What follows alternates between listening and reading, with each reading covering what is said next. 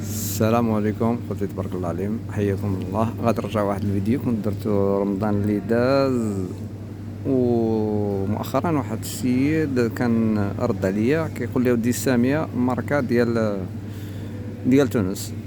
ها هي خويا، الا عاود شفت الفيديو ديالي ولا الله اعلم، ها هي المغرب، ماروك، مكتوب فيها حلال. هذا سوبر مارشي ديال المهم لا داعي للذكر ديالو، فرنسا. سامية لاسل جاية من المغرب.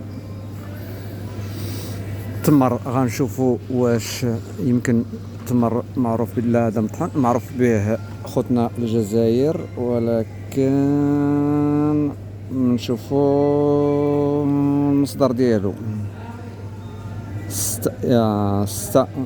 لوريجين تونيزي. هذا واخا خوتي هذا ديال خوتنا توانسه. التمر ديال توانسه. نشوفوا الخميره هذه كنعقل عليها ديال المغرب، صنع في فرنسا من طرف الشركه الصناعيه.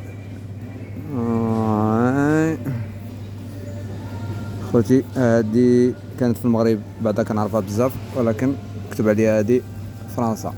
ساميه خوتي ديال المغرب هي وعيشه. كاين اتاي دابا قربوا رمضان، انتم كتشوفوا لي صوص، تشوفوا رولي. هذه ساميه الخل ديال المغرب. الليمون هو خوتي مخلع.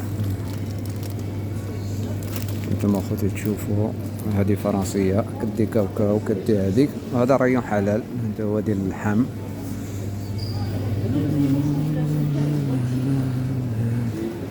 هذيك كفته حلال، ولكن الاغلبيه ما كنشريوش كفته، كنشريوها من عند الجزار. كاين الناس اللي كيعجبهم هذوما كيجيبوه من هنا.